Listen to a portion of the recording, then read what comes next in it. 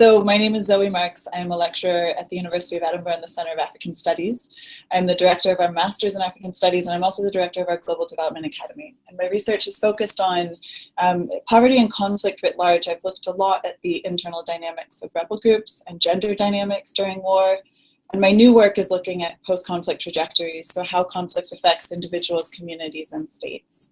And what we're going to be talking about today is looking at the relationship between poverty and conflict. And it's a huge topic, but it's one that's absolutely integral to understanding development as practice, but also peace building as a sort of form of development and an essential foundation for how development and prosperity is hopefully going to be possible in the century ahead. There's a sort of general understanding, and it's an empirically grounded consensus that poor countries are significantly more prone to violent conflict. And as I talk, I'll refer to conflict and violent conflict, armed conflict. I'm using them all to describe different forms of organized political violence that affects countries often at the community or state level. So the ways in which poor countries are more prone to conflict are myriad, but it's helpful to think about both underlying factors, proximate causes of conflict, and then once conflict begins, poverty actually, it often is a driver for conflict that can make conflicts last longer. So some of the ways that poverty makes countries more likely to break into conflict is that at first it lowers state capacity. And this is a fuzzy concept, but it refers to states' ability to actually deliver goods and services to the people.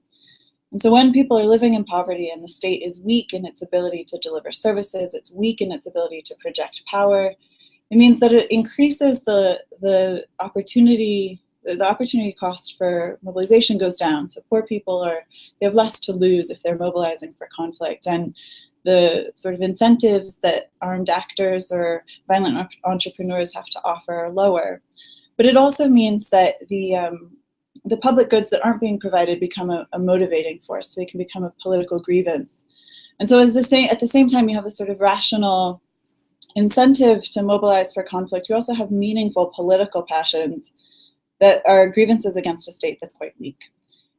So that's one of the key ways that poverty at the state level or at the community level can be a driver of conflict. Some of the other ways that poverty can be a driver is that it lowers actually the security provision of states. And so states that are poor often have quite weak security apparatuses, and that means that they're less likely to be able to rebuff insurgency, and that they might not have as strong and robust of a judicial response as they should to security threats.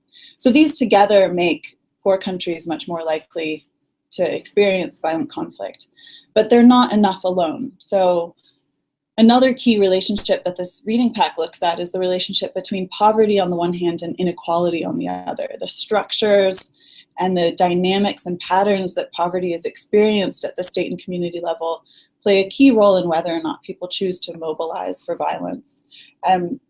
Several of the readings talk about inequality through the context of horizontal inequalities. Now, horizontal inequalities mean that at either the state or regional level, you have groups that have significant variation in how much opportunity they have access to, the resources they have access to, and the political power. So these systematic inequalities happen at the group level, not the individual level. Many societies are unequal amongst individuals, but unless there are systematic patterns between groups, you're less likely to see people mobilizing as groups for violence. In addition to these sort of patterns of inequalities that affect how poverty is experienced by society, there are a number of ways that poor people are more vulnerable to conflict. So a few of the readings talk about who fights in armed conflict. And what's really interesting and quite troubling and sad is that there's no pattern. Poor people are overwhelmingly more likely to be mobilized for rebellion, although they're not exclusively likely to be mobilized for conflict, but they're also more likely to be mobilized for counterinsurgent forces. This means you often have neighbors, friends, brothers fighting on opposing sides with very similar demographics. There's some really good research that's been done in Colombia, in Sierra Leone, that shows actually the demographic profiles of armed groups are often quite similar. In terms of these sort of underlying causes, I want to shift now to talking about the effects of conflict on poverty. So there's a close relationship between poverty and conflict. There's also obviously a strong relationship between the experiences of armed conflict and poverty and the impoverishment of people who are affected by war. In addition to poor people being more likely to be mobilized for armed conflict and to poor countries being more likely to experience conflict, we see that there's a stark dynamic that happens where conflict leads to devastation of countries' economic and social capacity. And so what this means is that as you see armed conflict spiking, you see social welfare spending decreasing. This compounds the dynamics that lead to conflict through cycles of poverty. You see destruction of infrastructure, you see decreased provision of justice and security. This has knock-on effects for the local economy. The local economy is often perverted into a war economy, and these war economies can become drivers of conflict themselves. So there's an internal logic to war and to armed conflict, where actually the things that war relies upon, the logistical supply chains and the smuggling routes, they become incentivized to maintain conflict rather than to seek peace. Moreover, at the community level, productive assets are destroyed. People are killed, people lose their human capital, so education tends to decline, health and welfare tend to decline. These all have knock-on effects for the economy, and that affects people at the household and village level. And then finally, speaking of the village level, one of the things that conflict has been measured to do is to erode social capital and trust. And because armed conflict leads to violence and mistrust between communities, it means that the rebuilding process actually isn't just talking about rebuilding the economic and political infrastructure of a country, but also the social and communal infrastructure. It's useful to think about the dynamics of diverse societies and how people's individual positionality affects the way that they live through conflict and the way that they can survive and overcome the trauma of war. One of the readings by Jeannie Annan and Chris Blattman and others talks about the outcomes of individuals who were mobilized by the Lord's Resistance Army in Uganda, and it looks at some of the gender disaggregated experiences. Now we know from research at the cross-national and at sort of multi-levels of recruitment and training that men are more likely to be recruited, women are more likely to be in support roles. But this also means that when it comes to reintegration after war has ended, people have different notions of empowerment. There are different expectations around stigma and exclusion. So young men are often forced to join a sort of loose urban economy. Women may be joined back into their communities, but in the context of Uganda, they face slightly higher levels of social stigma than their peers. They often come with babies that they've had during the war. And so these all have knock-on effects for what poverty looks like, not just for those individuals, but for the communities that they're part of.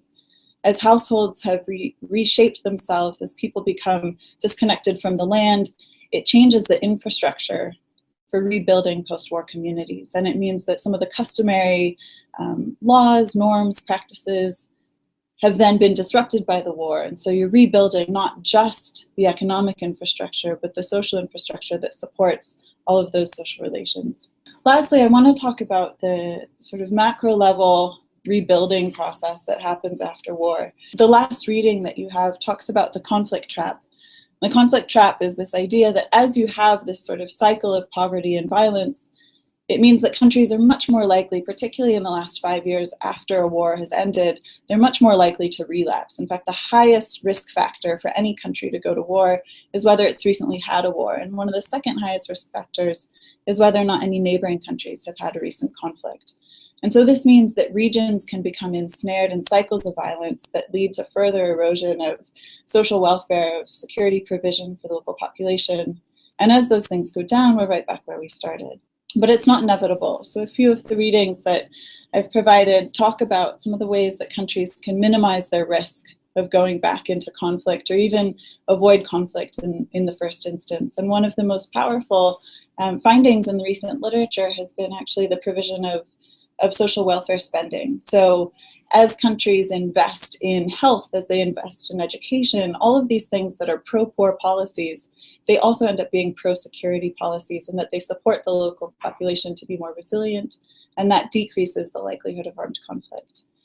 This has strong implications for practitioners in how we rebuild countries. We need to go beyond thinking about disarmament, demobilization, and reintegration campaigns as sort of 3-year or 5-year events, and rather look at the state's capacity to actually provide for its citizens and the capacity of local communities to incorporate those citizens into social and political structures. So I think that there's a lot to be hopeful for. Some of the new research that's coming out has demonstrated the enormous levels of resilience at the local community level. Poor people are able to come back from cycles of poverty and victimization after war if they're given non-agricultural jobs and education. So again, this changes the landscape for the local economy, but it means that there are ways to get political and economic empowerment for local populations. And that sort of local evidence is suggesting that there are some local patterns that could be scaled up across a country. And as you scale them up and as you keep people out of extreme poverty, you again diminish the risk of relapse into conflict. So I think that's all for now. There's a lot of new research that's coming out. Some of the best research is looking at multi-level dimensions, so how individuals work in communities and households, how the sort of recent experiences of violence affect people's different trajectories after war. And then, of course, what countries can do in terms of the political settlement, so the bargains that are made between elites to communicate that support and that inclusion of women, minority groups, and otherwise marginalized populations into the political bargain.